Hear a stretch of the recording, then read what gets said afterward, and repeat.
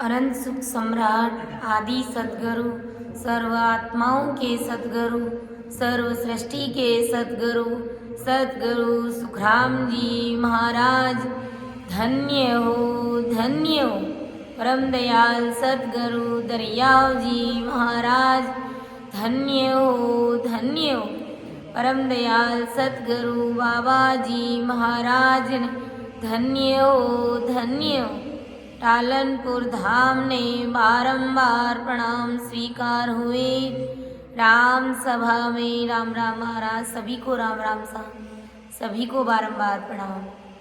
बेगा जी बेगा आप पधारो,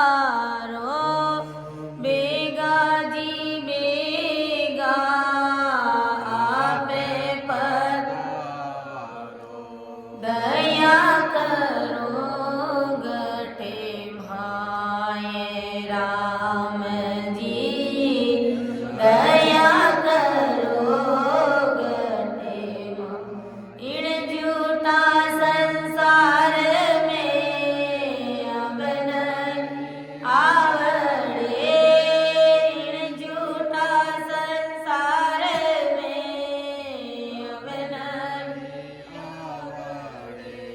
किस विध जीवनो होए राम जी, किस विध मिलनो मतलब दुनिया जी मारे, मतलब ना दुनिया जी मारे, कैसे रे मारे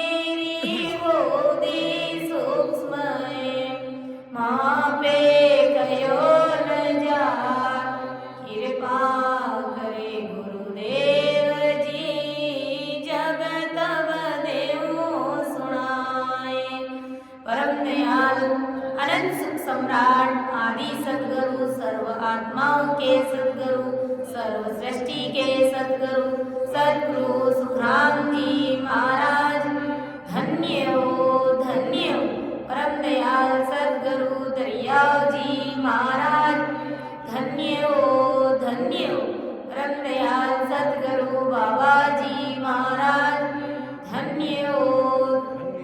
राम सभा में राम राम महाराज सभी को मेरा बारंबार राम राम साहब सभी को मेरा बारंबार प्रणाम। आज की सत्संग में अर्थ करने में समझाने में किसी भी प्रकार की मेरे से त्रुटि रह जाए तो सभी से मेरा हाथ जोड़कर निवेदन रहेगा कि मुझे क्षमा करें एवं मेरा मार्गदर्शन अवश्य करें, क्योंकि ये गुरु महाराज का ज्ञान है बहुत ही अथाह है, बहुत ही गहरा है और मेरी इतनी बुद्धि और समझ नहीं है कि मैं महाराज के शब्दों का अर्थ कर सकूं, आप सभी के समक्ष रख सकूं। ये सत्संग करने और कराने वाले सब कुछ सतगुरुदेव जी महाराज हैं, सत्य स्वरूप राम जी महाराज हैं। तो जैसा कि अपना विषय गर्भ चेतावनी ग्रंथ चल रहा है तो उससे पहले अपन एक पद लेंगे। अवधूई मरत पी कोण मुआ रे अवधूई मरत पी कोण मुआ जब हंस अमर सोआ जब हंस अमर सोआ रे अवधूई मरत पी कोण मुआ अवधूई मरत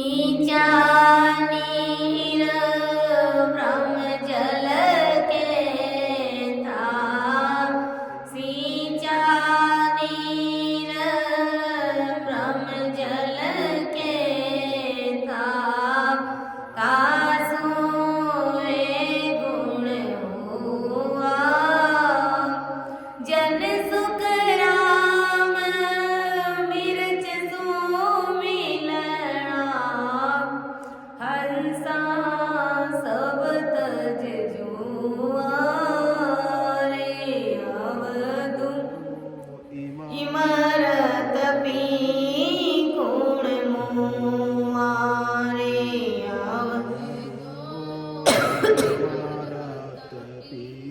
गुण मुआ रे जोग्या गिगन मंडल किया रे जोग्या गिगन मंडल की, दिन दिन रूप चढ़े दे पर, दिन दिन रूप चढ़े दे पर, मामी रस पिया रे जोग्या गिगन मंडल किया, गुरु परताप साध संग बेट्या, गुरु परताप साध संग बेट्या, प्रेम प्रीत चत दीना, निस दिन राम नावली लागी, बंकड़ा रे रस वीना रे जोग्या गिगन मंडल किया,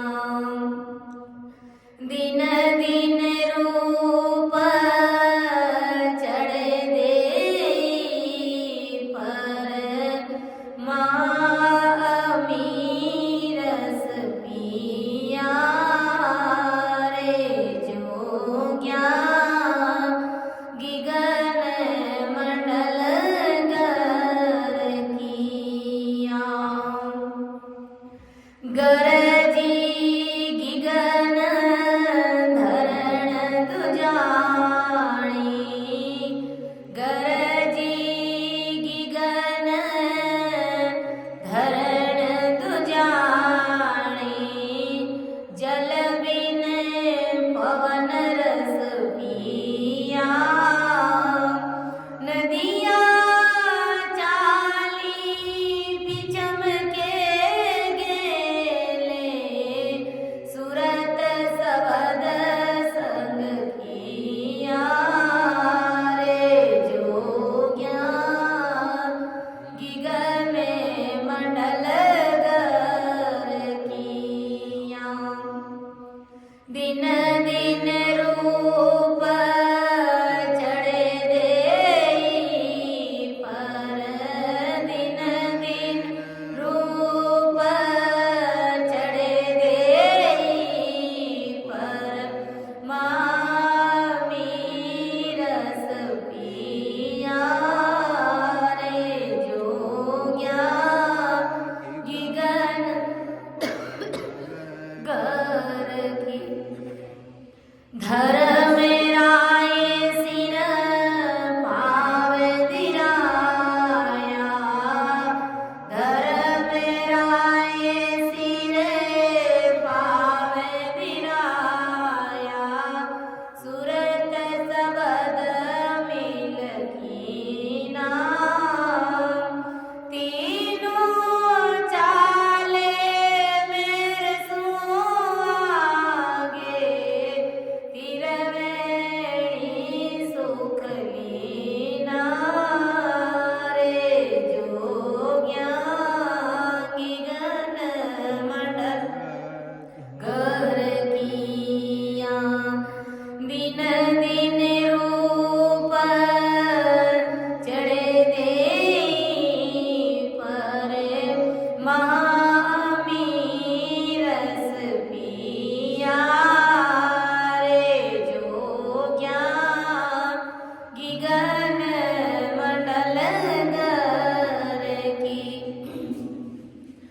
चंद सूर उलट पलटाया, चंद सूर उलट पलटाया, सुखमण का संग लिया, आद पुरुष लख अविनाशी, सो मिले हरिजन दिया, रे जोग्या गिगन मंडल गर किया, दिन दिन रूप चढ़े देई पर, दिन रूप चढ़े ही परे, मामी रस पिया, रे जोग्या गिगन मंडल गर किया, निस दिन ध्यान लग्यो सुन माई, निस दिन ध्यान लग्यो सुन माई, मन निज मन होए जीना, जन सुख राम मिल्या सुन सागर, जन सुख राम मिल्या सुन सागर, पीव परस अंग वीना, रे जोग्या गिगन मंडल गर किया, रे जोग गिगन मंडल गर किया, दिन दिन रूप चढ़े देई पर, दिन पर चढ़े देई पर, महामीरस पिया, रे जोग्या गिगन मंडल गर किया, रे जोग्या गिगन मंडल गर किया, रे अवधू इमरत भी कोण मुआ। तो परम दयाल अनंत सुख सम्राट आदि सदगुरु, सर्व आत्माओं के सदगुरु, सर्व सृष्टि के सदगुरु, सदगुरु सुखराम जी महाराज अवधू नाम का एक व्यक्ति महाराज को मिला भी था, और अवधू महाराज ने इस मन को भी कहा है कि अवधू इमरत पी गुण मुआ, जब हंस अमर सो हुआ। अवधू इमरत पी गुण मुआ, महाराज फरमा रहे कि अरे अवधू, सास सास में भजन कर और सत्संग की प्राप्ति कर ले। ये इमरत के समान ये जो राम जी महाराज का नाम है, इसको तुम पियो और पीते पीते इसको अमर हो जाओ। कि तरवर एक बड़ियो है भारी, पाँच डाल सब जुआ, तामे पंछी आण कर बेटा, 5-25 सुआ। महाराज फरमा रहे कि 5 प्राण, चित्त, मन, बुद्धि, अहंकार, 3 गुण, 5 तत्व, श्वासा, इन सब से अलग होना ही इनको मारना है। केवल पद आनंद पद की प्राप्ति होना ही हंस का अमर हो जाना है, यानी सतरूप साहेब की प्राप्ति करा लेना जीते जी, वही इस जीव का अमर होना है, इस आत्मा का अमर होना है। के डाला 5-20 है डाली, गोड़ पेड़ सब जुआ, 9 से साख 99-40, ऐसा तरवर शरीर रूपी ये वृक्ष है हमारा। हमारा ये जो शरीर है वृक्ष के समान है महाराज फरमा रहे हैं। और वृक्ष में 5 डाल, 5 डाल कौन से हैं? 2 पैर, 2 हाथ और 1 सिर। और उसमें एक चेतन रूपी पक्षी बैठा है कि 9 से साख 99 चाली ऐसा तरवर हुआ। तथा 5 तत्वों व 25 प्रकृति से बना है। शरीर में 5 डाल है और 20 डालियां यानी हाथ और पैर की 20 अंगुलियां हैं। तथा गोड़ यानी ब्रह्म और पेट यानी शरीर, ये दोनों अलग अलग है। 9 से 99 नाड़ियां सारे शरीर में फैल रही है। यही शरीर रूपी वृक्ष है। और आड़ा 3, फिर 5 माही 5 पलट संग हुआ। हंसा उड़ चलिया सुन माही 5 उलट संग हुआ। महाराज हमारे की 2 नाक 2 नेत्र 2 कान 1 मुंह, ये आड़ा 3 4 यानी 7 है।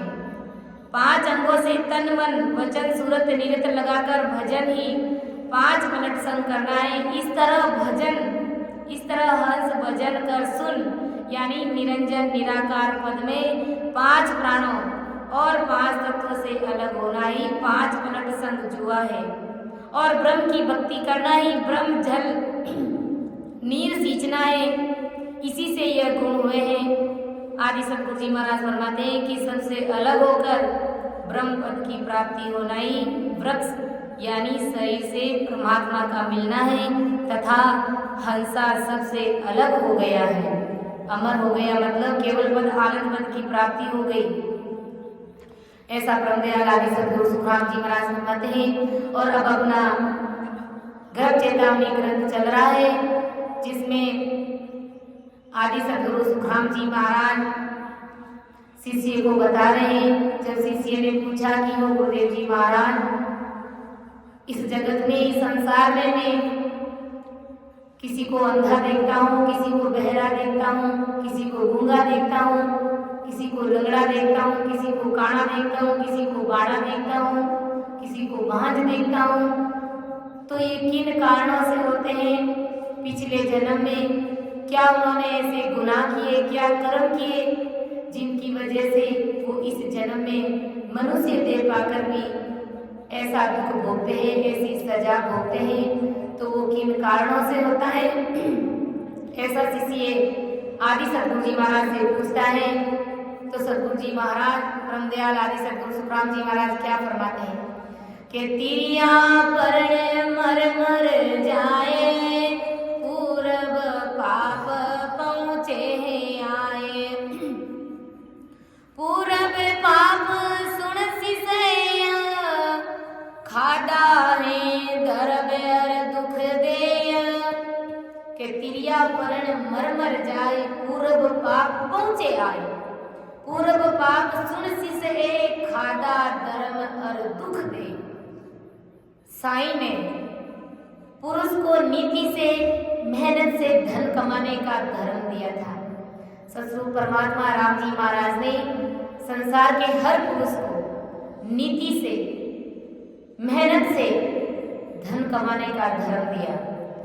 और जो पुरुष नीति से, मेहनत से धन नहीं कमाता है और वह अपने अबला स्त्री पर अनेक डर बल बता करके, अनेक दुख दे करके उस स्त्री के मायके से धन मंगा करके धन खाता है, ऐसे पुरुष की अगले जन्म में आई हुई पत्नी रोग उपचारों में पति का धन लगाकर दुख देकर के मर जाती है। अब हम देखते हैं अड़ोस पड़ोस में भी ऐसा होता है, देखने को मिलता है। और नित्य प्रतिदिन हम अखबार में भी, न्यूज़पेपर में भी ऐसा आता है कि पति ने पत्नी का परित्याग कर दिया। क्यों कर दिया?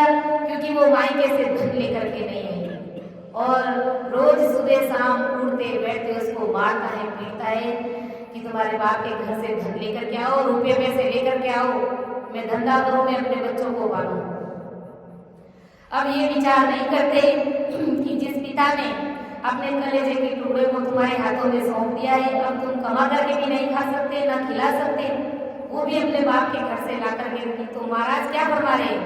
कि इस प्रकार से अगर अपनी पत्नी को कोई प्रताड़ित करता है, दुख देता है, तो अगले जन्म में वही स्त्री उसकी पत्नी बनती है और नाना प्रकार का रोग उनको लगता है और इतना रोग उनको लगता है कि उस पति का कमाया हुआ जितना भी धन होता है वो सब धन उसके ऊपर खर्च कर देता है, उपचार में लगा देता है, रोग में लगा देता है और फिर वो दुख देकर के वो पत्नी मर जाती है। और फिर क्या करता है, वो पुरुष नई शादी करता है, नई पत्नी घर में लाता है, वो भी विवाह करते ही वो भी दूसरी पत्नी भी मर जाता है, फिर विवाह करता है, वो भी मर जाता है। अब 3-4 बार जब ऐसे होता है, ऐसे करते करते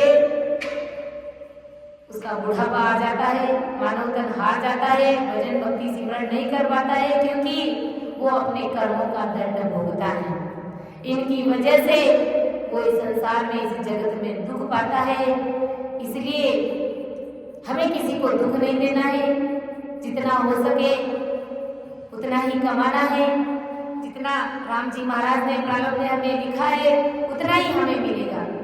संसार की ज्यादा ऐश मौज करने के लिए घर परिवार में किसी को दुख दर्द तकलीफ देते हैं तो ये सजाएं हमको भोगने के लिए मिलेगी। महाराज फरमा रहे हैं कि विकली होए इन्हें सुने कर्म, गुरासू अड़े छाड़े धर्म, काणो पाप इन सुन जान, आत्मदेव निंदे आण।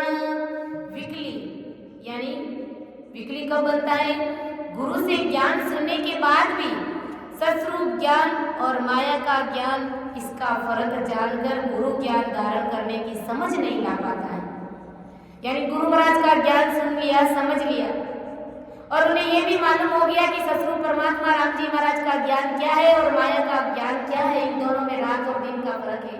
सत्स्वरूप परमात्मा की भक्ति करेंगे तो जीते जी राम जी महाराज के देश में मिल जाएंगे और अगर माया का ज्ञान किया, माया की भक्ति करी तो यही 3 लोग में अटक करके भटक करके लटक करके रह जाएंगे। अब इतना सब उनको मालूम है फिर भी वो गुरु महाराज का ज्ञान धारण नहीं करता है, ऐसी समझ ऐसी बुद्धि नहीं लाता है, तो महाराज फरमा रहे हैं कि वो आदमी विकली बनता है, विकली स्वभाव का बनता है।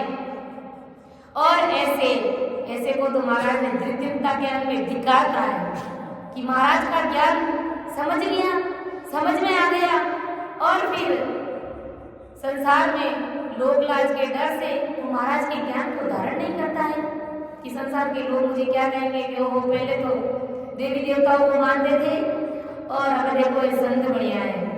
तो इन कहवत के कारण, इन कहवत के डर से वो सत्स्वरूप साहिब का ज्ञान धारण नहीं करता है, तो ऐसे जीवों को धिक्कार है। और महाराज ने गर्भ चेतावनी ग्रंथ में तो कहा है कि वो विकली बन जाता है। और गुरासु अड़े छाड़े धर्म, काणो पाप इणसु जान, आत्मदेव निंदे आन। यानी पिछले जन्म में गुरु का धर्म मिलने पर भी गुरु से बताए हुए धर्म से अड़ता है। गुरु का धर्म मिल गया, ज्ञान मिल गया, फिर भी गुरु महाराज से अड़ता है, नाना प्रकार के सवाल जवाब करता है, स्वीकार करता नहीं है, अपने विषय विकारों में रमता रहता है। इस कारण भी वो विकली होता है। और आंखों से काना यानी एक आंख से अंधा, इस कारण से होता है कि सत्स्वरूपी गुरु ने बताए हुए आत्मा का देव सत्स्वरूप की निंदा करता है। यानी उन्हें पता है कि ये सत्स्वरूपी संत है, ये नैनश्री संत है, इनके घर में सत्स्वरूप परमात्मा होत प्रोत है, रग रग रोम रोम में रम रहे हैं राम जी महाराज, लेकिन सब कुछ जानते हुए भी वो संतों की निंदा करता है। तो गुरु महाराज कहते हैं कि वो आंखों से काना, आंखों से काना मतलब उनको एक आंख से नहीं दिखता है। ऐसी सजा उसको संसार में भोगने को मिलती है कि बाडो करे हैं पाप, निंदे हैं नैन नरकम आप, हुए मांजरो इन दोष, दुखिया देख नहीं दे पोस। बाडा यानी तिरछा देखने वाला, इस पाप से बनता है कि जगत के मनुष्यों के आंखों की निंदा करता है।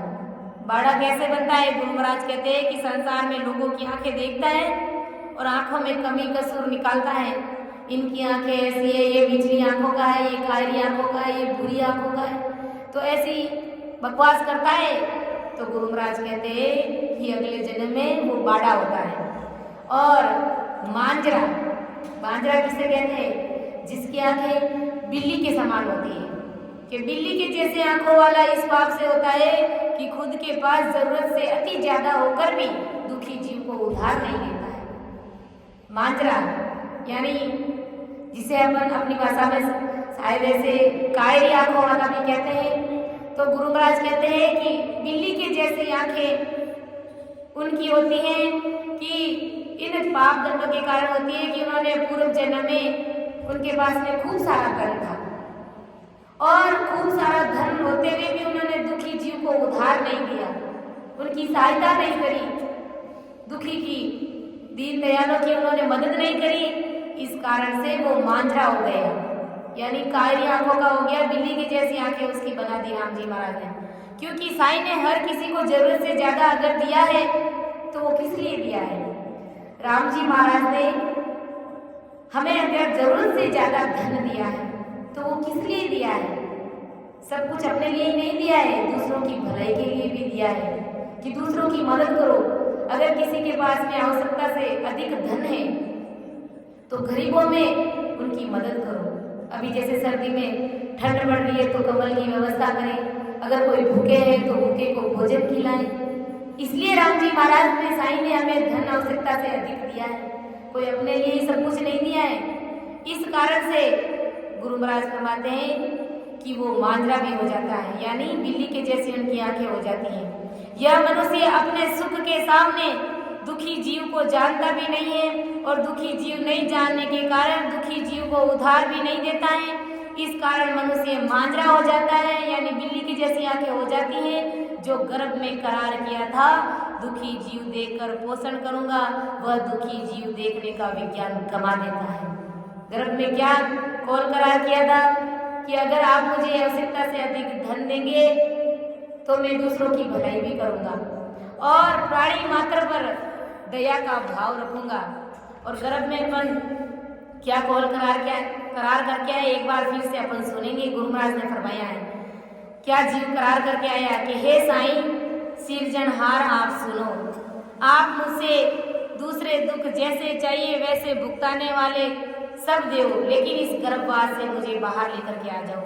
अब तो मैं हरि के पास रहूंगा और हर यानी राम जी की भक्ति बहुत कड़क होके करूंगा, यानी बहुत दृढ़ता के साथ में हिम्मत के साथ में करूंगा। अब मेरा बाहर बसेरा करो, यानी हे हर हे राम जी महाराज मैं रात दिन आपका ही जाप करूंगा। अगर मैं बाहर आया तो आपको कभी भी नहीं भूलूंगा। हर यानी राम जी को छोड़कर दूसरे देवी देवता का ध्यान भजन पूजन में कभी नहीं करूंगा। और यहाँ आकर के अपन देखते हैं सारा संसार इन सब की भक्ति करता है। कोई बिरले जैनी होते हैं वो ऐसे सतरूप साहिब राम जी महाराज की भक्ति को याद रखते हैं और ऐसी भक्ति करते हैं, ऐसे साईं को भूलते नहीं हैं। और उसमें भी हमें अपने अंदर जागना है, विचार करना है कि हमने क्या कौन किया कि एक पल भी नहीं भूलेंगे, एक क्षण भी नहीं भूलेंगे। तो विचार कीजिए अपन कितना याद कर रहे हैं, कितना भजन भक्ति और सिमरन कर रहे हैं। सबको अपना अपना मूल्यांकन कर लेना है, क्योंकि अगर महाराज के कौल करार और वचनों पर खरे नहीं उतरे, नहीं निभा पाए तो शर्मिंदा होना पड़ेगा। वहां पर राम जी महाराज के दरबार में, साहिब के दरबार में हमारा जवाब देना बड़ा भारी पड़ जाएगा। और धर्मराय और जमदूत ये सब पास में खड़े रहते हैं और जैसे ही परमात्मा ने नहीं स्वीकारा तो ये जमदूत सबके सामने घसीट करके आपको ले जाएगा। और क्या कहा धर्मराय के दरबार में, क्या करार किया कि मैं राम नाम में रचमच होकर राम नाम की ही भक्ति करूंगा। तीर्थ धाम होम यज्ञ तपस्या तथा मायावी सभी भक्तियां, इन सभी से अलग रहकर सभी का त्याग करूंगा। आपसे जरा सी भी ताली नहीं तोड़ूंगा, एक पल भी आपकी ताली नहीं तोड़ूंगा। मैं सभी मनुष्य देह पकड़कर अन्य सभी 84 लाख योनि के जो दुखित पीड़ित जीव है उन सब के ऊपर मैं दया करूंगा, दया का भाव रखूंगा और मुख में सदा सत्य वचन बोलूंगा, कभी भी मैं झूठ नहीं बोलूँगा और सभी से सजन यानी अपना बन के रहूँगा। मैं नित्य सच्चे सतस्वरूप देव की सेवा करूँगा और दिल में जो कल भी था, आज भी है और कल भी रहेगा, ऐसे सतदेव को देखूँगा। जो संसार में जीव है उन सभी जीवों के रूप को मैं मेरे समान यानी परमात्मा के ही जीव हैं, इस रूप से मैं सबको जानूंगा। यानी संसार में जितने भी जीव है वो सब राम जी महाराज के ही रूप है, ऐसा जान करके मैं सबको ऐसा ही यानी सब में सतस्वरूप परमात्मा का ही रूप देखूंगा। मैं राम जी के साधु की सेवा करूंगा और सिर्फ एक अनगढ़ नाथ का भजन करूंगा तथा राम जी मिलाने की सभी शुभ शुभ बातें मैं करूंगा। सभी शुभ शुभ बातें कौन सी? भजन, भक्ति, सिमरन, सेवा और राम सरे भाई बहनों के प्रति प्रेम भाव से रहना और साहिब पाने की चाहना रखने वाले दुखित पीड़ित को मैं दान दूंगा।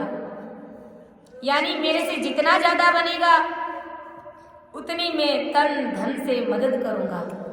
तो गुरु महाराज ने हम सभी यही कॉल करके आए और यहाँ आकर के जो गरीब है, जो दीन दुखी बेचारे जीव है, उनको अपन नजरअंदाज कर देते हैं, उनको उसी हालात में छोड़ देते हैं। तो ये मांजरा यानी बिल्ली की जैसी आंखें राम जी महाराज बनाते हैं और 84 लाख योनि के निरपराधी प्राणी मात्र को खाने पीने और रहने का दान भी मैं करूंगा। ये भी कॉल करके आए हैं। मैं आपके बताए मार्ग पर नित्य चलूंगा। मैं दूजों का द्वेष निंदिया करना ये काम मैं त्याग दूंगा कि मैं दूसरों के प्रति राग द्वेष की भावना, ईर्ष्या जलन की भावना नहीं रखूंगा और मैं किसी की निंदा भी नहीं करूंगा। ये सब कॉल करार अपन सभी संसार के नर नारी करके आए और मैं राम जी के भक्तों का लाड करूंगा, मैं राम सरैयों का लाड करूंगा, उनके साथ में प्रेम से रहूंगा और सभी तरह के मद और मगरूरी तथा सभी तरह का कड़वापन में छोड़ दूंगा। मैं सृजनहार का नाम हर सांस सांस में लूंगा। मैं हर को हृदय में सदा के लिए रखूंगा। इसके अलावा अन्य किसी भी देवी देवताओं को मैं किसी भी देवी देवताओं की भक्ति में नहीं करूंगा। ऐसा कॉल करार, ऐसा एग्रीमेंट अपन संसार के सभी नर नारी करके आए। अब महाराज फरमाने की ना जरे होए है माण तप में विकल इंद्री जाने खो जाओए है कर्म मेरी रूप निंदे धर्म के तपस्या करते समय इंद्रियां चलायमान होती हैं, इस कारण वह जीव अगले जन्म में नाजर होता है। नाजर मतलब नपुंसक, यानी न तो वो स्त्री में होता है न वो पुरुष में होता है, जिसे अपन किन्नर भी कह सकते हैं, हिजड़ा भी कह सकते हैं अपनी भाषा में। तो गुरु महाराज कहते हैं कि तपस्या करते समय इंद्रियां चलायमान होती है, यानी वो अपनी इंद्रियों को वश में नहीं रख पाता है, इंद्रियां भोग जाती है। इस कारण से जीव अगले जन्म में नपुंसक बनता है, यानी पुरुष होते हुए भी वो नपुंसक है और स्त्री के माता बनने के धर्म की निंदा करता है। वो पुरुष अगले जन्म में खोजा बनता है। खोजा मतलब छोटा कद का आदमी। छोटा कद का आदमी कब बनता है? कि जब कोई स्त्री अपने बच्चे को जन्म देती है, वो माँ बनती है, तो उसके प्रति वो निंदा करता है, उसको उस चीज को वो हल्के में लेता है। तो गुरु महाराज कहते हैं कि वो खोजा बनता है, यानी छोटा कद का, जिसे अपन अपनी भाषा में बोला भी कहते हैं, ऐसा बनता है। क्योंकि अगर स्त्री नहीं रहती तो सृष्टि की रचना ही नहीं होती, ये सृष्टि बनती नहीं। और अगर विचार करो, अगर सृष्टि नहीं बनती तो संत कहाँ निपजते भाई? ये संत कहाँ से आते? और अगर संत ही नहीं होते तो इस जगत को ज्ञान कौन देते? जीवों को कौन जगाता भाई? तो विचार कीजिए। गुरु महाराज कहते हैं कि अगर कोई स्त्री अपने बच्चे को जन्म देती है और अगर कोई पुरुष उसकी निंदा करता है, उसको हल्के में लेता है, तो वो अगले जन्म में छोटा कद वाला आदमी बनता है, बोना बनता है, खोजा बनता है। और गुरु महाराज कहते हैं कि इतने भारी धर्म की जो मनुष्य निंदा करता है, भारी धर्म कौन सा? कि स्त्री माँ बनती है, वो बहुत बड़ा धर्म है। तो इसकी अगर निंदा करता है तो उसका अगले जन्म में खोजा यानी छोटा कद होना निश्चित है। के द्यावे हैं आने विसिया खाए या विद नीच कुल में जाए। दूजी जीव दया दिल नाए ताते नीचे कुल में जाए। कई जो 3 लोग के भक्ति करने वाले जो साधु संत होते हैं वो स्त्री का परित्याग करते हैं, वो स्त्री को अपने पास में आने नहीं देते हैं। लेकिन विचार कीजिए कि वो लोग आए कहाँ से, वो खुद कहाँ से आए, माँ के गर्भ से ही आए, स्त्री की कोख से ही आए। तो फिर वो स्त्री से परहेज कैसे कर सकते हैं? जब आए स्त्री की कोख से तो वो स्त्री की निंदा कैसे कर सकते हैं, स्त्री का त्याग कैसे कर सकते हैं? परमदयाल आदि सदगुरु सुखधाम जी महाराज जो इतने स्वयं सतरूप साहिब के बंदे थे, सतरूप परमात्मा में उनमें कोई अंतर नहीं था, लेकिन फिर भी महाराज अपने गुरु माता जी को साथ में रखते थे। लेकिन ये जो 3 लोग की जो भक्ति के जो साधु संत सन्यासी होते हैं वो स्त्रियों को दूर रखते, पास में आने नहीं देते, उनकी छाया पड़ने ही नहीं देती, लेकिन विचार नहीं करते कि हम आए कहाँ से हैं।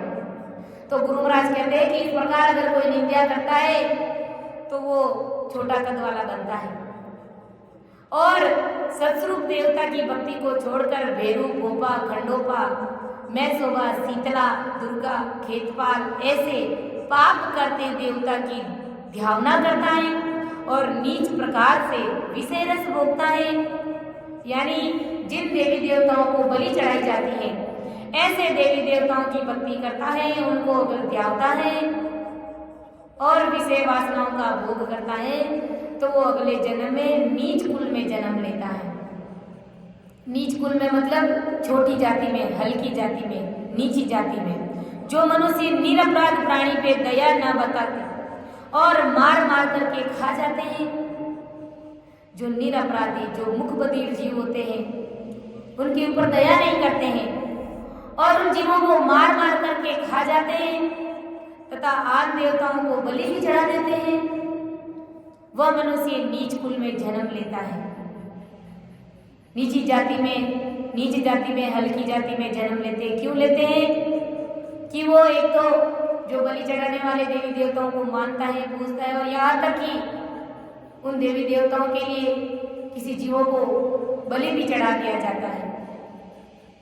और गुरु महाराज ने तो कहा है कि प्राणी मात्र पर दया का भाव रखो। गुरु महाराज ने तो क्या कहा, हम सभी माँ के गर्भ में ये सब कौल करार करके आए कि मैं प्राणी मात्र पर दया का भाव रखूंगा, क्योंकि पत्ते पत्ते में जागी है भगवान की, हो किसी सूझ वाली आंख ने पहचान ली, हो किसी सूझ वाली आंख ने पहचान ली, पत्ते पत्ते में जागी है भगवान की, ओ पत्ते पत्ते में जागी है भगवान की। पत्ते पत्ते में यानी हर प्राणी में राम जी महाराज विराजमान है। तो विचार कीजिए उसकी बलि अपन कैसे चढ़ा सकते हैं। नामदेव ने पकाई रोटी कुत्ते ने उठाई, नामदेव ने पकाई रोटी कुत्ते ने उठाई, पीछे घी का कटोरा लिए जा रहा, पीछे घी का कटोरा लिए जा रहा, बोले रूखी मती खाओ थोड़ा घी तो लगाओ, बोले रूखी मती खाओ थोड़ा घी तो लगाओ, मुख अपना क्यों मुझसे छिपा रहे, मुख अपना क्यों मुझसे छिपा रहे, तेरा मेरा एक नूर फिर काहे को हजूर, तूने शकल बनाई है स्वान की, हो तूने शकल बनाई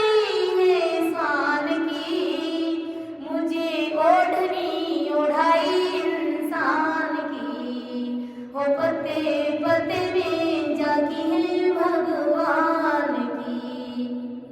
एक बार क्या हुआ, नामदेव जी संत जिन्होंने अपने भोजन के लिए जीमने के लिए रोटियां बनाई। रोटी बनाई, 2-4 रोटी बना करके साइड में रखी और पीछे से कुत्ता आया और वो कुत्ता उन रोटियों को लेकर के चला गया।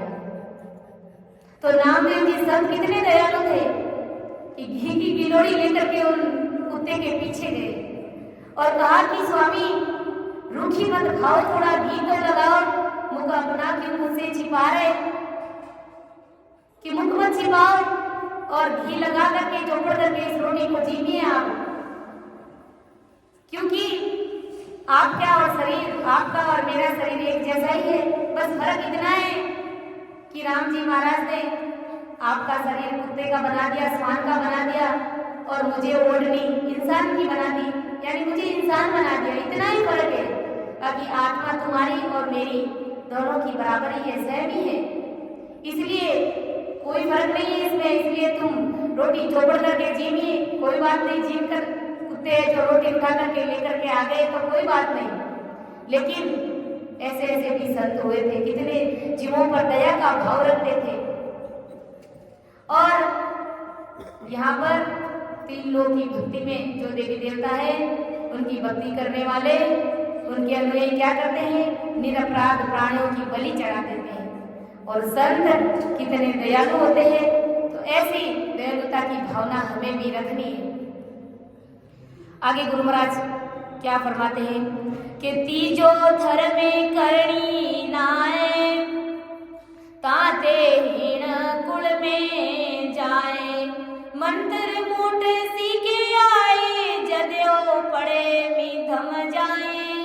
कि जिसका धर्म तथा संसार में रहने की करनी जो नीच है वह हीन कुल में, यानी जहाँ मनुष्य देह मिलने पर भी ससुर भक्ति नहीं मिल सकती, ऐसे कुल में वो जन्म लेता है। जो मूठ मारने शरीर के नीच विद्या सीखता है, तांत्रिक विद्याएं सीखता है, मैली क्रियाएं सीखता है, तो वो व्यक्ति नीच कुल में जन्म लेता है। और शत्रुप विज्ञान की विद्या सीखने के लिए मनुष्य देह दिया, वह देह हीन मंत्रों में लगाया, यानी शत्रुप परमात्मा की भक्ति करने के लिए राम जी महाराज ने उसे मनुष्य तन दे करके भेजा और वो इस संसार में आकर के हीन मंत्रों में लगा देता है, मैली क्रियाएं सीखता है, नाना प्रकार के मंत्रों का जाप करता है, इसलिए वो नीच कुल में जाकर के पढ़ता है जहाँ शत्रुप विज्ञान कभी नहीं उनको मिलता है। कि कर्मा विद नाना कीन, लघु अब कहूँ गुरु के लीन, राखे गुरा सुवर्ण राय, जद्यो जीव नरका जाए। के नरक में ले जाने वाले नीच कर्मों की विधि नाना प्रकार से करता है, यानी नरक कुंड में जाने का काम करता है। ऐसे ऐसे वो अशुभ काम करते हैं, नाना प्रकार के ऐसे कर्म करता है, यानी नाना प्रकार की तांत्रिक विद्याएं सीखता है, मैली क्रियाएं करता है और ससुर के शुभ अशुभ कर्म बताने वाले गुरु को छोटा समझता है। जो ससुर राम जी महाराज की भक्ति करने वाले जो संत जन हैं, जो भगत जन हैं, उनको छोटा समझता है और ऐसे गुरु से भिन्न भाव रखता है, भेदभाव करता है, हीन भाव रखता है। इस कारण वह जीव नरक में जाकर के पड़ता है, यानी संतों से भिन्न भाव रखता है, भेदभाव करता है, वाद विवाद करता है, निंदा करता है, तो ऐसे नर नारी नरक में जाकर के पड़ते हैं। कि गुरा सु मिनस जाने कोए, इन्हें सुन दोष भर में लोए, सेली जान ले गुरा सीख, जद सुन भरम फैले विष। कि जिस देह में सतरूप गुरु प्रकट हुआ है, ऐसे गुरु को सतरूप नहीं समझ करके जगत के बराबर का मनुष्य समझता है। इस दोष से वो मनुष्य अगले जन्म में भ्रमित रहता है, यानी उन्हें पता है कि ये नैनचरी संत है, इनके गट में सतरूप गुरु प्रकट है, तो सब कुछ जानते हुए भी वो उन्हें हल्का समझता है। हल्का मतलब संसार के जो दूसरे अन्य नर नारी है उनके बराबर ही ऐसे संतों को जानता है, समझता है, तो वो इस दोष के कारण अगले जन्म में वो भ्रमित रहता है, भरमा हुआ रहता है, भ्रमों से भरा हुआ रहता है, उसे महाराज का ज्ञान समझ में आता ही नहीं है। कि जिस देह में ससुर प्रकट हुआ है, ऐसे गुरु के उपदेश को जगत के बराबर का साधारण उपदेश जानकर त्यागता है और अगले जन्म में वो भ्रमित रहता है। यानी ऐसे संत जन अगर गुरु महाराज की वाणी करते हैं, पढ़ते हैं, गुरु महाराज का ज्ञान सुनाते हैं, समझाते हैं, तो उनको हल्का जानता है, यानी संसार में जो अन्य ज्ञान है उनके बराबर उनको जानता है। तो गुरु महाराज कहते हैं कि ऐसे जीव इस संसार में भरमे हुए ही रहते हैं, क्योंकि वो कर्म ही ऐसे ही करते हैं। और झूठा क्या, यह यानी सतरूप परमात्मा का ज्ञान क्या है वो कभी समझ ही नहीं पाता है। जैसे ही वो समझने का प्रयास करता है तो उसके आड़े भ्रम आ जाते हैं, इतने भ्रम आते हैं कि वो इस ज्ञान से कोसों दूर चला जाता है। क्यों चला जाता है कि वो जो सतरूपी संत होते हैं उनको संसार के जगत के बराबर समझता है, और जब वो ज्ञान करते हैं तो जो संसार में अन्य 3 लोक के ज्ञान है उन ज्ञान से भी सतरूप परमात्मा के ज्ञान को हल्का जानता है। तो इस कारण से वो भरमा हुआ इस संसार में रहता है, कुछ भी कर ले उसको सतरूप साहिब की भक्ति समझ में आती नहीं है। के रखे कपट दर्शन जाए, इन सुन दोष रोगी थाए, मैं माँ करत जाने कम, इन सुन दोष ओ चाहे दम। अब गुरु महाराज क्या समझा रहे हैं कि रखे कपट दर्शन जाए, इन सुन दोष रोगी थाए। गुरु के दर्शन को निर्मलता से न जाते, कपट से जाता है। गुरु महाराज के दर्शन के लिए घर से रवाना भी हो जाता है, लेकिन निर्मल भाव से नहीं जाता है, भाव और प्रीति से नहीं जाता है, उल्टा कपट के साथ में जाता है।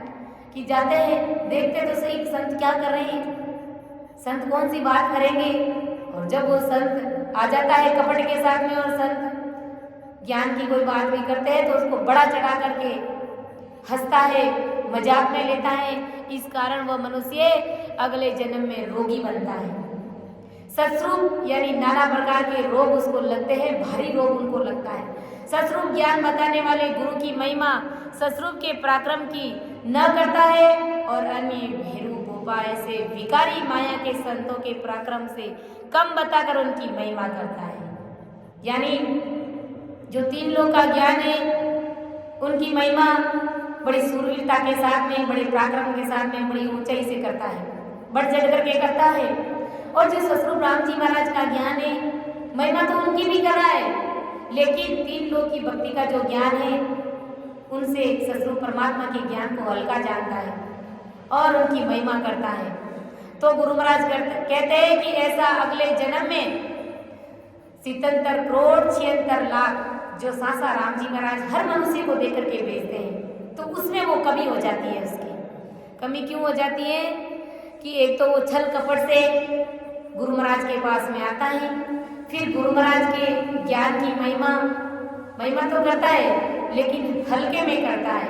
3 लोग के ज्ञान से उस ज्ञान को नीचे रखने की कोशिश करता है, तो उसकी सासा कम हो जाती है।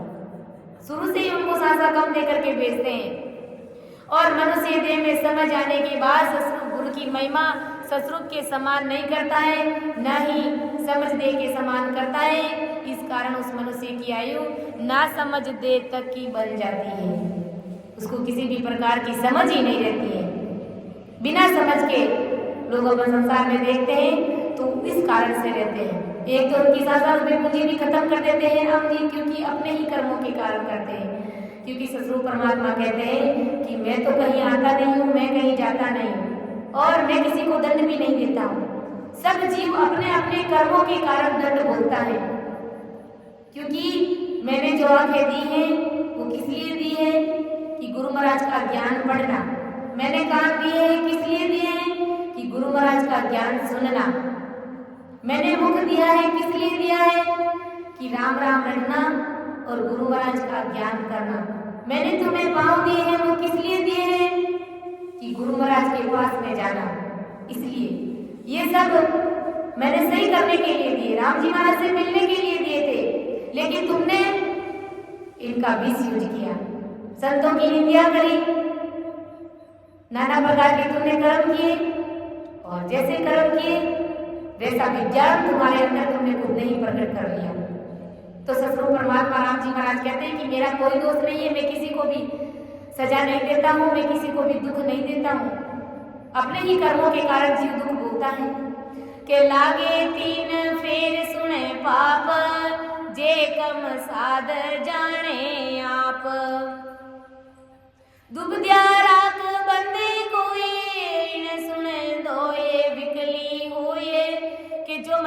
सस्रूपी साधु को अपनी बुद्धि के समझ से कम समझता है।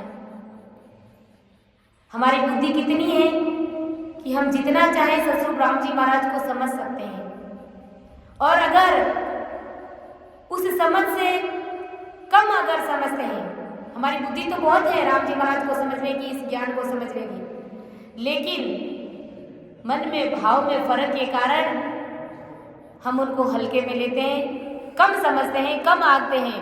इस कारण मनुष्य अगले जन्म में विकली होता है, यानी सच्चा सस्वरूप क्या है और काल के मुख की झूठी माया क्या है, इस निर्णय लेने की क्षमता उसके अंदर नहीं रहती है। दुबदिया यानी बुद्धि से साधु को सस्वरूप नहीं समझता है, माया समझता है, और भेरू बोपा समान माया समझ के वंदना करता है। इस कारण वह अगले जन्म में विकली होता है। परमात्मा ने जो बुद्धि साधु समझने के लिए दी थी, संतों को समझने के लिए दी थी, ज्ञान को समझने के लिए दी थी, वह बुद्धि उन्होंने नीच प्रकृति से इस्तेमाल करी, इसलिए वह मनुष्य अगले जन्म में विकली होता है। के धारे साध सुन भेस या दोष सुन बिटवे बेस, जन सुमिया बोले नायण सुन दोष गूंगो हुए जाए। कि जिस मनुष्य ने काल छूटने के लिए जोगी जंगम सेवड़ा सन्यासी फकीर ब्राह्मण यह सब वेश धारण किया, जिस मनुष्य ने काल से छूटने के लिए जोगी जंगम सेवड़ा सन्यासी फकीर ब्राह्मण इन सब का वेश धारण करता है, और काल से मुक्त करा देने वाले साधु से द्वेष करता है। अब उन्होंने काल से परे होने के लिए, काल से छूटने के लिए वो वेश धारण करता है, और जो काल से मुक्त करा देने वाले जो सस्वरूपी संत हैं, उन संतों के साथ में अगर वो द्वेष करता है और उसके जोगी जंगम सेवड़ा सन्यासी फकीर ब्राह्मण इस वेश का वो अनादर करता है, यानी सस्वरूपी संतों के साथ में अगर राग द्वेष करता है, वाद विवाद करता है, तो गुरु महाराज कहते हैं कि वो अपने वेश का भी अनादर करता है, और वह मनुष्य 84 लाख योनि में कठिन दुख भोगता है। सस्वरूपी साधु मिलने पर अगर कोई मनुष्य उनसे बोलता नहीं है, उनसे प्रणाम करता नहीं है, उनसे राम राम सा नहीं करता है, जानते हुए भी अहम के कारण, अहंकार के कारण अकड़ में रहता है, रोष में रहता है, तो इस पाप से वो मनुष्य अगले जन्म में गूंगा होता है। गूंगा किस कारण होता है?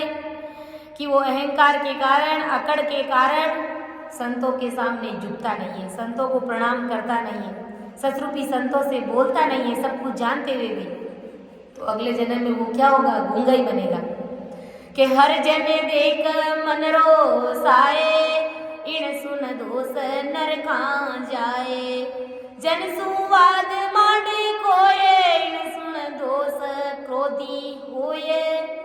हरिजन यानी सस्वरूपी साधु को देखकर मन में रोष करता है, क्रोध लाता है, वह मनुष्य शरीर छूटते ही नरक में जाकर के पड़ता है, और सस्वरूपी संत से क्रोध लाकर के विवाद करता है, वह मनुष्य अगले जन्म में बात बात में और बुद्धि और शुद्धि जाएगी, ऐसा क्रोधी स्वभाव का बन जाता है। यानी सस्वरूपी संतों से क्रोध करता है, यानी बात भी करता है तो क्रोध के साथ में करता है, विवाद करता है, तो ऐसा मनुष्य गुरु महाराज कहते हैं कि सीधे ही जाकर के नरक में पड़ता है। यानी सस्वरूपी संतों के साथ में अगर इस तरीके से पेश होता है तो विचार कीजिए वो नरक में ही जाएगा, क्योंकि सस्वरूपी संत और साक्षात राम जी महाराज में कोई अंतर नहीं रहता है। तो राम जी महाराज के साथ में जब इस तरह से अकड़ करके, अहंकार के साथ में क्रोध ला करके वाद विवाद करेगा, निंदा करेगा, तो वो नरक में ही तो जाएगा, क्योंकि राम जी महाराज से मिलाने वाले, जीव का कल्याण करने वाले, इस जीव को सस्वरूप परमात्मा में मिलाने वाले वो सस्वरूपी संत ही है, और उनके साथ में भी अगर अकड़ करके बात करते हैं तो गुरु महाराज कहते हैं कि वो नरक में जाएगा। के बालक बहुत हुए मजोए, तस्कर पीवे पर हर होए, सदा भूख रेन पाप गुरासों पहले जी में आप। कि जिसने इसके पहले के मनुष्य जन्म में व्यभिचारियों के स्वाधीन होकर अपने पति का त्याग किया है। यानी दूसरों के साथ मिलकर के जो स्त्री अपने पति का त्याग करते हैं, इस जन्म में उसके कुख से पाल पोष नहीं कर सकती, इतने बालक जन्मते हैं। यानी इस जन्म में इतने बालक उनकी कोख से जन्म लेते हैं जिनका वो पालन पोषण कर ही नहीं सकती। ऐसा कब होता है कि जब वो दूसरों के अधीन होकर के, दूसरों के पक्ष की बात रख करके अपने पति का परित्याग करती है। तो अगले जन्म में इतने बच्चे उसकी कोख से जन्म लेते हैं कि जिसका वो पालन पोषण कर ही नहीं सकती, जिनका वो भरण पोषण कर ही नहीं सकती। और गुरु यानी कि सदा भूख रहे इन पाप गुरासु पहले जी में आप। गुरु यानी ससुरूपी संत भोजन के लिए घर पर पधारते हैं और उनको प्रेम से भोजन करवाने के पहले ही घर का कोई सदस्य उन संत पर मन ही मन पूजागिरी से नाराज होता है। संत भोजन के लिए घर पर पधार जाते हैं और अगर घर परिवार का कोई भी सदस्य संतों के प्रति नाराज होता है या मन ही मन में पूजागिरी से या नाराजगी से ऐसा वो रहता है, उसके मन में ऐसा रहता है भाव, और कैसा भाव रहता है कि मुझे भोजन के लिए कुछ बचेगा कि नहीं बचेगा, यह समझकर गुरु को भोजन करवाने से पहले ही खुद भोजन कर लेता है। कैसी नीति रखता है कि गुरु महाराज घर पर पधारे हैं और गुरु महाराज के लिए भोजन प्रसाद बनाया है, तो कैसी सोच और कैसी बुद्धि रखता है कि गुरु महाराज को पहले जिमा दिया तो न जाने खत्म नहीं हो जाए भोजन, उससे पहले ही वो खुद भोजन कर लेता है। ऐसी सोच और ऐसी बुद्धि रख करके वो भोजन कर लेता है। अगर भूख लग जाती है और भोजन करता है तो वो बात अलग रहती है, लेकिन ऐसी नीति और ऐसी सोच रखता है कि फिर भोजन खत्म हो जाएगा, गुरु महाराज जीवने के बाद में उससे पहले ही मैं भोजन कर लूं। तो गुरु महाराज कहते हैं कि ऐसे हंस को अगले जन्म में पेट भर रोटी भी नहीं मिलती है। पेट भर रोटी नहीं मिलती है तो उसको 24 घंटे भूख लगी हुई रहती है, भूखे ही मरता है वो। ऐसा ब्रह्मदयाल आदि सद्गुरु सुखराम जी महाराज फरमाते हैं कि काचा गिरी सुनैन दोष दियो नहीं सरणे आया पोस, बालक जन्म मर मर जाए बातें बेर जात्या आए। सतगुरु परमात्मा ने माता को शरीर से ही, सतरूप राम जी महाराज ने माता को शरीर से ही दूध के स्तन देकर पोषण करने का स्वभाव कुदरती दिया है। माता को 2 स्तन क्यों दिए? बच्चे को दूध पिलाने के लिए दिए। ऐसी माता के शरण में अबला स्थिति का बालक आता है। अबला स्थिति का मतलब, अबला मतलब जिस बच्चे के माँ गुजर गई हो, माँ मर गई हो, और ऐसा बच्चा अगर उस माँ के पास में आता है, उसके पास बालक को पोषण करने की स्थिति होते हुए भी वह उसका पोषण नहीं करती है। यानी जो बालक, ऐसी माँ जिसके स्तन में दूध आता है, जिनकी छोटा बच्चा है, और अगर कोई दूसरा बच्चा अबला यानी जिसकी माँ गुजर गई हो, जिसकी माँ मर गई हो, ऐसा बच्चा अगर कोई लेकर के आ जाता है और फिर अगर वो माँ अगर दूध नहीं पिलाती है, वो स्त्री अगर दूध नहीं पिलाती है, तो गुरु महाराज कहते हैं कि इस गुनाह से अगले जन्म में उस माता को गर्भ रहता, परंतु वह गर्भ पूर्ण शरीर धारण नहीं करते, कच्चेपन में ही माता का शरीर त्याग देता है। ऐसा गुनाह उसको लगता है। यानी बच्चा तो जन्म लेता है, लेकिन जन्म लेते ही वो बच्चा खत्म हो जाता है, मर जाता है, और वो माँ चाहकर भी उस बच्चे को दूध नहीं पिला सकती। यानी ऐसा दुख भोगती है। अब स्तन में दूध आता है लेकिन बच्चा खत्म हो गया, वो दूध किसको पिलाए? तो वो कितना भारी दुख रहता है। क्योंकि ऐसा कब होता है कि जब वो अनाथ बच्चा आया था और स्तन में दूध आ रहा था, फिर भी उस माँ ने उस बच्चे को दूध पिलाया नहीं। तो इस कारण, इस गुनाह के कारण ऐसा दुख भोगना पड़ता है कि बच्चा जन्म लेते ही मर जाता है, स्तन में दूध आए तो वो किसको पिलाती है। ऐसा दुख उस माता पर बार बार पड़ता है, एक बार नहीं, हर जन्म में पड़ता है। किसी भी योनि में जाएगी तो ऐसा उसके अंदर बार बार ऐसा दुख भोगने को मिलता है। और जो स्त्री पहले स्त्री जन्म में जहाँ जहाँ बेकसूर अबला स्थिति के नर नारी के साथ उनका कोई दोष न होते हुए भी बैर बांधकर दुख देती हैं, उस दोष के कारण अगले जन्म में उस स्त्री के कोख से बालक जन्मते, कुछ दिन उसके साथ में रहते और इतना उन बच्चों से मोह और लगाव उनका हो जाता है माँ का, और फिर वो बच्चे मर जाते हैं, खत्म हो जाते हैं। इस प्रकार इस स्त्री पर इस गुनाह का भारी दुख पड़ता है। तो विचार करना है हमें कि दलिद्री रहे हेण पाप, छाड़े भगत हर को जाप, लक्षण पड़े निरसाय में, गुरु सो निरस दूजा प्रेम। ससुर की भक्ति समझ ली और धारण भी कर ली, परंतु माया के लोभवश राम जी की भक्ति त्याग देते हैं और लोभ पूर्ण करने के लिए दूसरी भक्तियां धारण कर लेते हैं। क्या बता रहे गुरु महाराज कि ससुर राम जी महाराज की भक्ति उनको समझ में आ गई और भक्ति को धारण भी कर लिया, लेकिन माया को इकट्ठा करने के लिए, संसार का धन कमाने के लिए लोभ के कारण राम जी महाराज की भक्ति छोड़ दी और उस लोभ को पूरा करने के लिए, संसार का में खूब सारा धन इकट्ठा करने के लिए दूसरी जितनी भी भक्तियां उन भक्तियों को धारण कर लिया।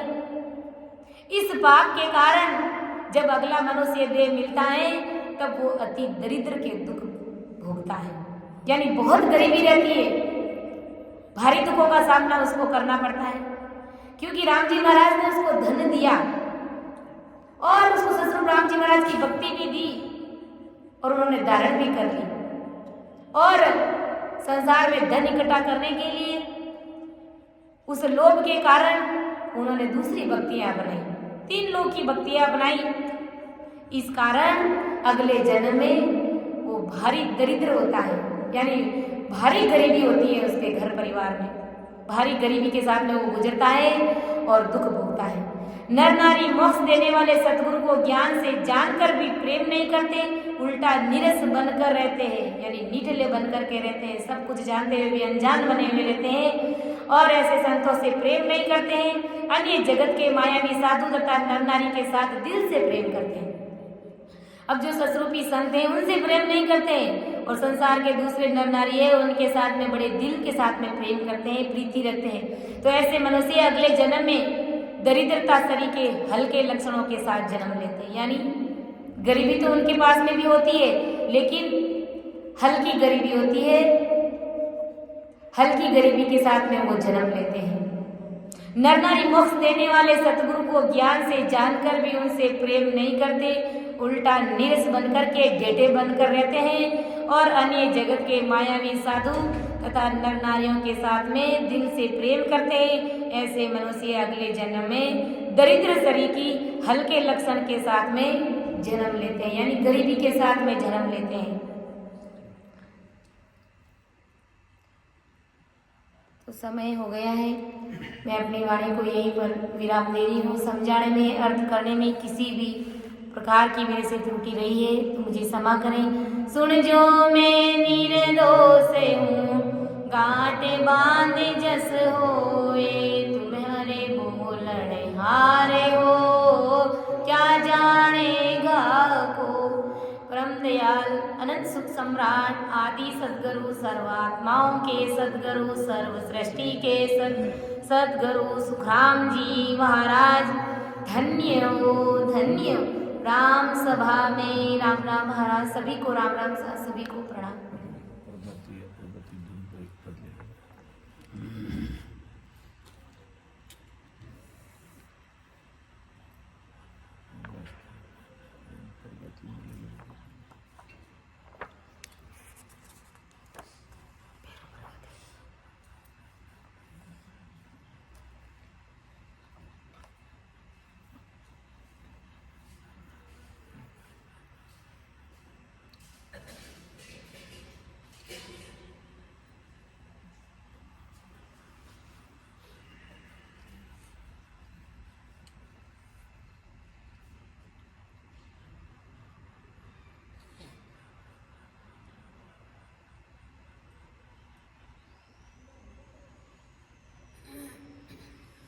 मारो दीने को कब आसी, मारा सतगुरु माया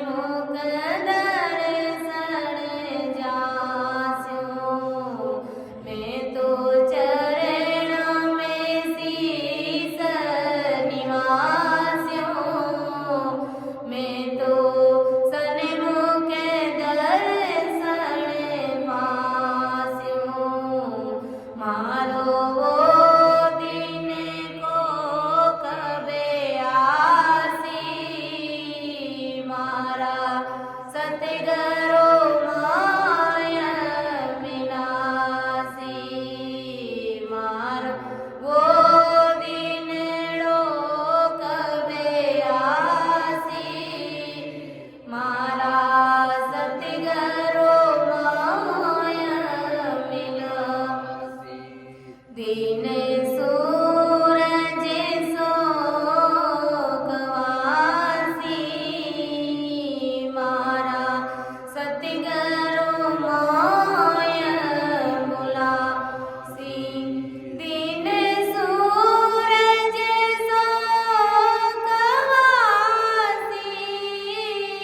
मारा सतगुरु मोय मुलासी मारो दिन को कबे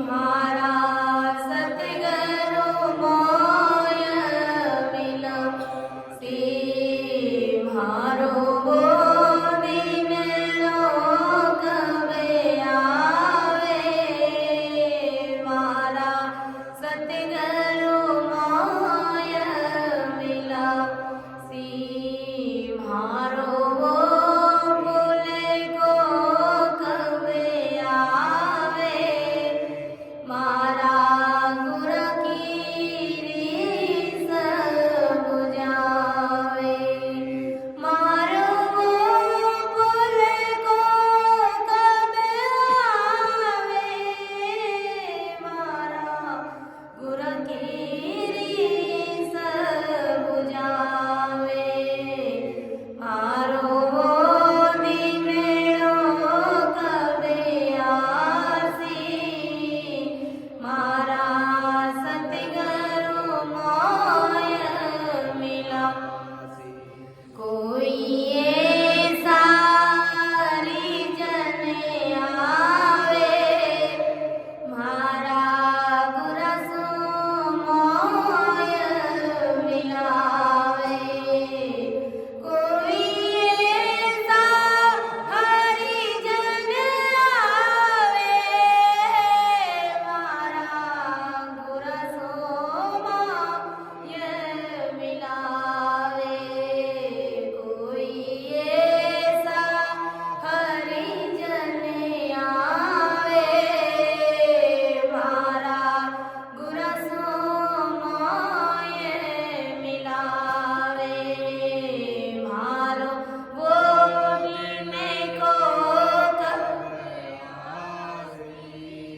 मारा सतगुरु मोय मिलसी मार वो दिन को कबे आवे मारा सतगुरु मोय मिलासी कोई ऐसा हरिजन आवे मारा गुर सो मोय मिलावे कोई ऐसा हरिजन आवे मारा गुर सो मोय मिलावे प्रभु मेरी अरज सुनी जो